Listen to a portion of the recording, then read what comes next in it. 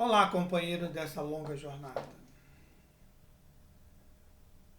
Que nosso Mestre Jesus abençoe o nosso estudo de hoje. Sejam bem-vindos a mais este momento de estudo e reflexão. Meu nome é Estélio. Eu estou aqui para dar continuidade ao estudo do livro Caminho, Verdade e Vida, que foi nos dado pelo nosso irmão Emmanuel e psicografado pelas mãos do nosso querido Chico Xavier. Este livro, ele foi editado em 2 de setembro de 1948. Vai completar 74 anos. Mas parece um livro atual. Por quê? Porque as palavras de Jesus não carecem de atualização ou formatação. As palavras do nosso Mestre vão estar sempre atualizadas e prontas para serem seguidas. E hoje eu tenho a tarefa de trazer o capítulo 99 deste livro de 180. Este capítulo que Emmanuel inteligentemente nos faz refletir sobre o que nós prometemos. E ele vai procurar, vai assentar esse capítulo na epístola de Pedro, no capítulo 2, versículo 19.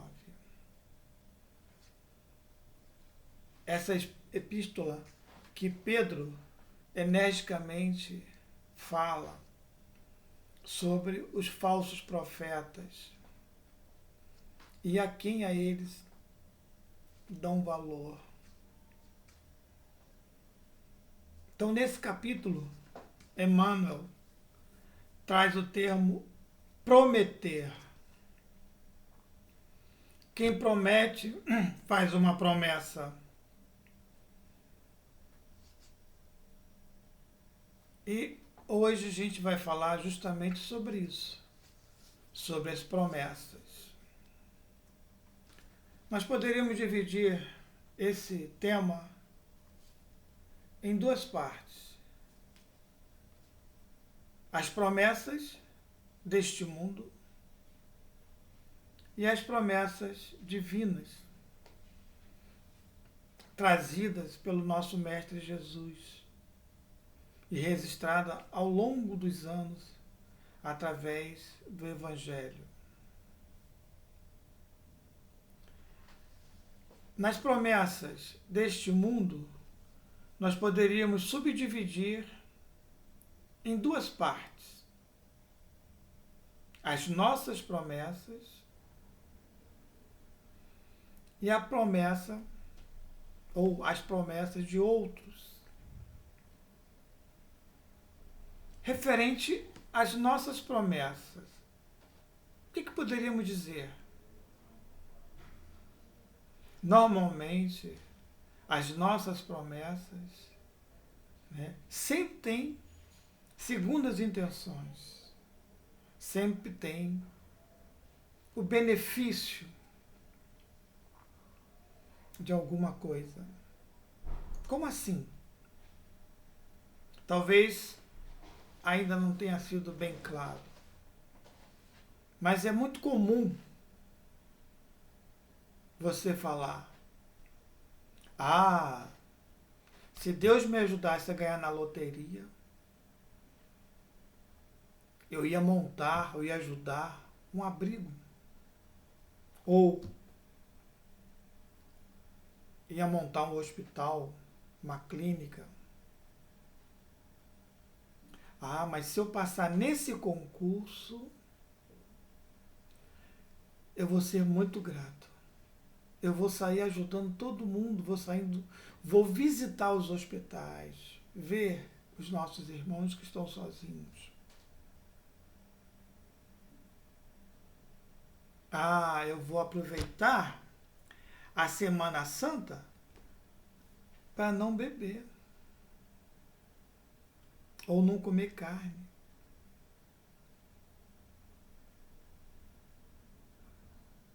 Mas será que essa promessa tem algum valor? Se toda vez que você promete, você vai ser beneficiado?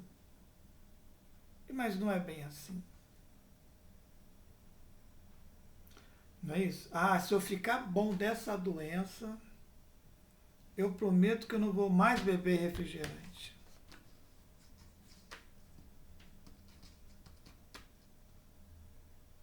E as promessas de outros também, muitas vezes, têm a finalidade de receber algum benefício. Como diz na Bíblia, né? Lobos caem em armadilhas para lobos. Normalmente é assim. Quando você vê uma promessa de muita facilidade, você já logo arregala os olhos e já põe. É interessante, não é isso? Quando alguém fala, venha para a minha igreja, venha para o meu centro, ou venha para o meu terreiro, você terá paz. Você vai estar protegido de todos os males. Será que isso é verdadeiro? Será que nós não estamos dando valor a um falso profeta? Então temos que pensar nisso. As facilidades que serão comentadas também por Emmanuel nesse capítulo tem que ser vista com muito cuidado. Quem muito quer, nada vai ter. E assim, devemos ter, né, esses nossos cuidados em oferecer ao Pai as nossas promessas. Porque muitas vezes são promessas, né, que não vão beneficiar o seu próximo, se antes não beneficiar você mesmo. Não é isso? Então, Papai do Céu,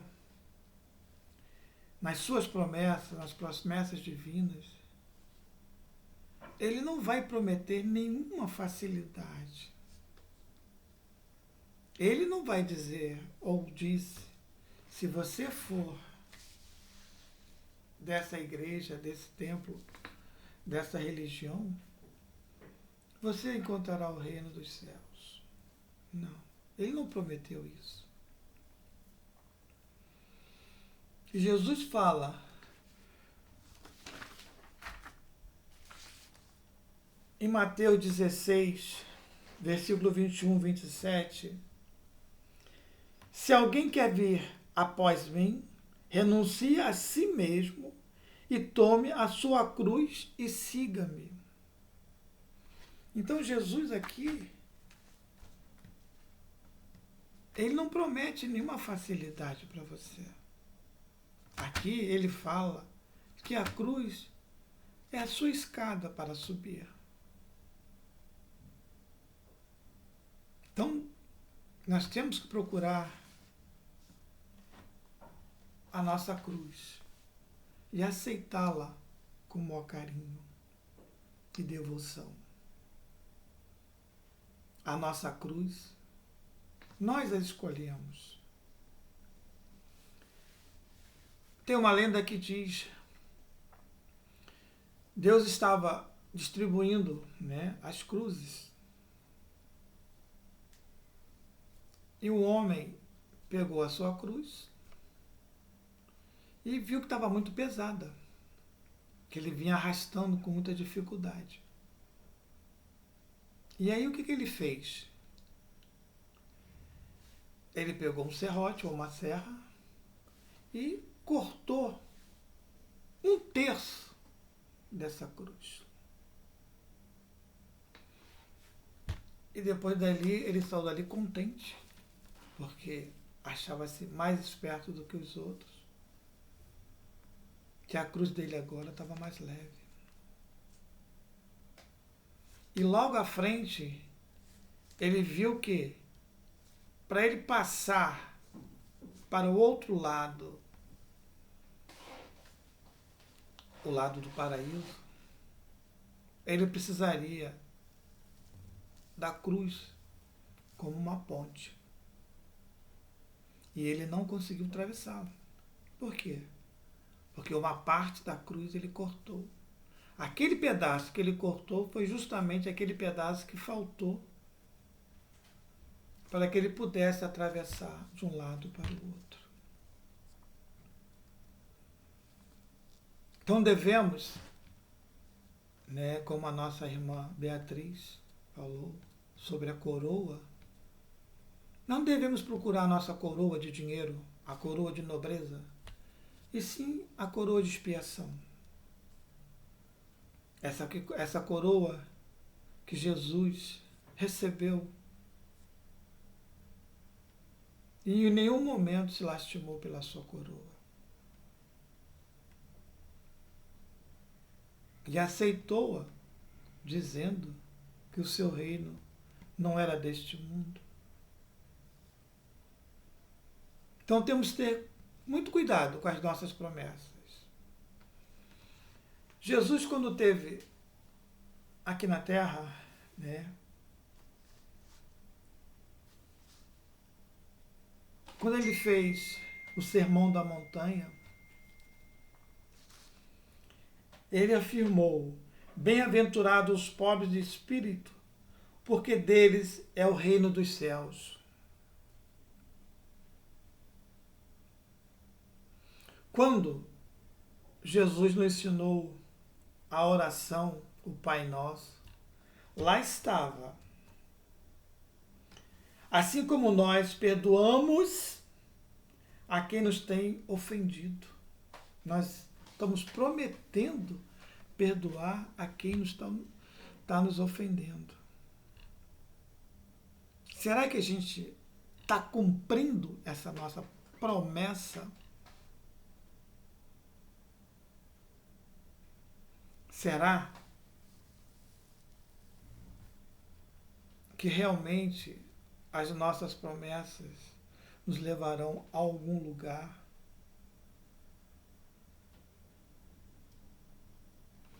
Então temos que tentar melhorar a nossa conduta. Porque sem caridade não existe salvação. E engana-se aquele que pensa por estar, né, seguindo uma religião, está livre.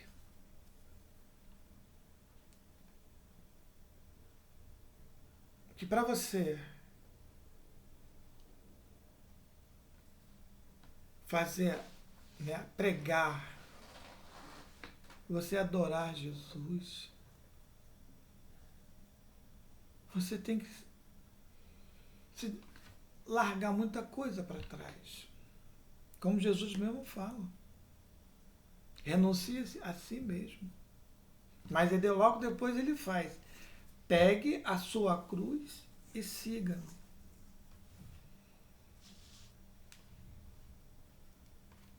As tentações de Jesus no deserto foi uma forma simbólica para trazermos para nossas vidas essas tentações, facilidades. o demônio, tentou de tudo, tentou 3 vezes, dando facilidades, prometendo reinos para Jesus. E Jesus foi sincero com a sua fé, com o seu amor ao nosso Pai maior.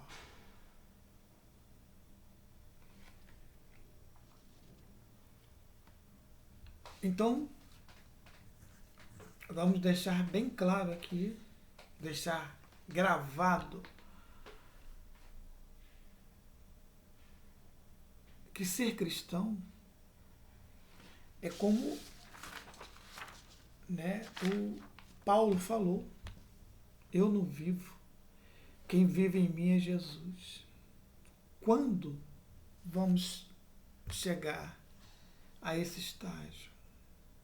Mas Jesus prometeu, se você tiver fé, você fará os mesmos milagres e até maiores do que eu fiz. Então vamos ter fé, meus irmãos. Vamos ter fé naquilo que nós acreditamos. Vamos ter fé que o Pai é justo. E que se o Pai nos desse tudo quando nós prometemos, será que estaremos aqui ouvindo essa palestra? Será que Papai do Céu me desse tudo que eu pedi através de promessas? Será que eu estaria aqui? Então devemos refletir sobre isso também. Tudo tem a sua hora. E a hora não é nossa, é o do nosso Pai. Emmanuel, ele pega essa epístola de Pedro, que é uma epístola onde Pedro é enérgico sobre os falsos profetas. Então Emmanuel vai falar sobre prometer através do versículo 19 da segunda epístola de Pedro. Prometendo-lhes a liberdade, sendo eles mesmos servos da corrupção. Segunda epístola a Pedro, capítulo 2, versículo 19. Se você não é uma pessoa de pureza, como é que você vai ensinar a pureza?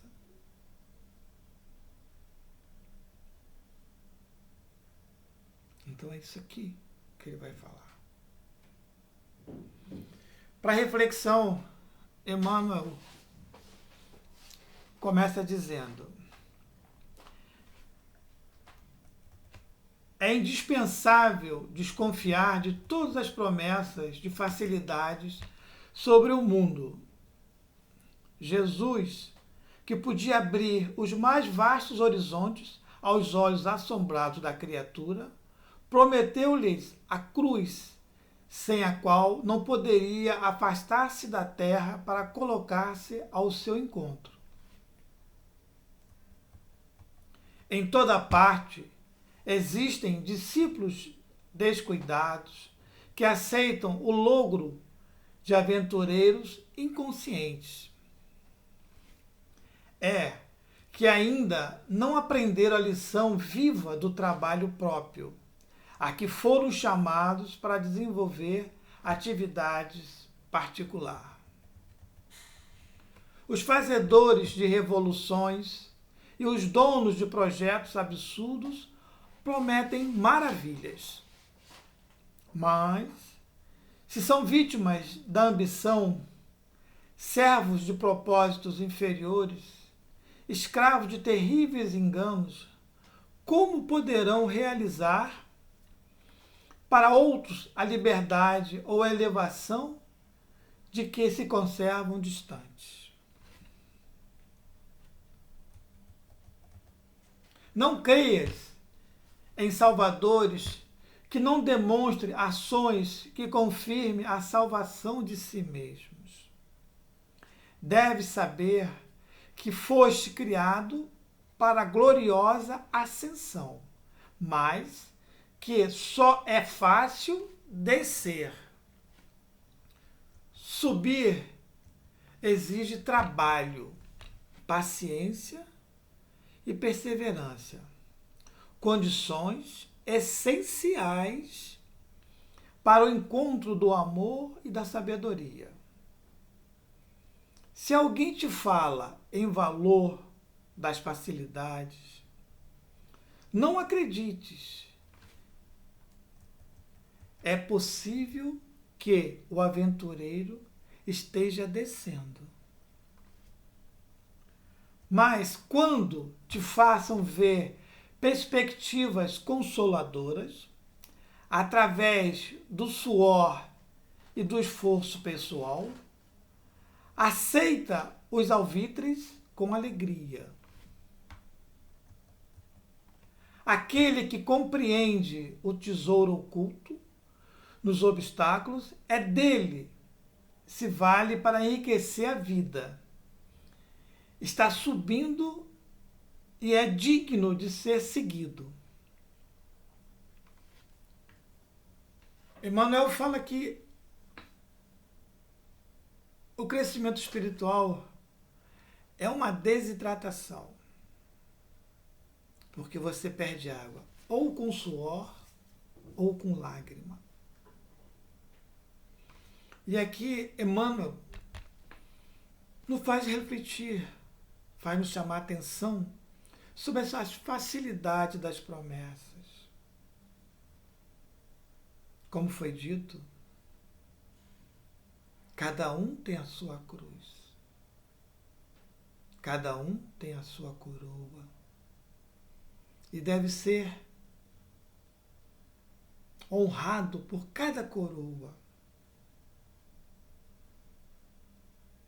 Então, se tivermos um acidente, se dermos uma topada, não devemos olhar para o céu e xingar. Devemos agradecer. Que provavelmente, lá na frente, poderíamos perder a nossa perna. E é assim que é. Devemos agradecer o que temos e lutar para mudar a nossa conduta,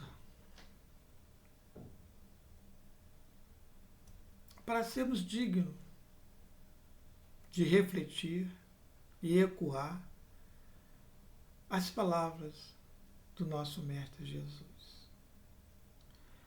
Agradeço muito a atenção de vocês, sou muito grato por esse estudo. Eu aprendo muito. Talvez eu não consiga repassar tudo o que eu estudei, tudo o que eu aprendi.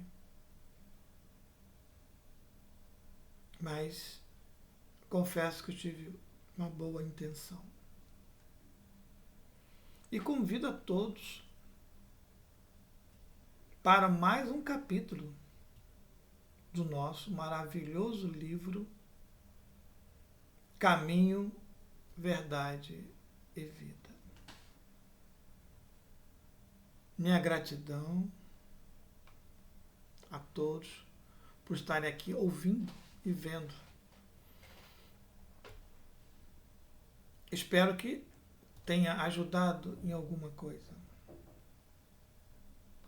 Muito obrigado.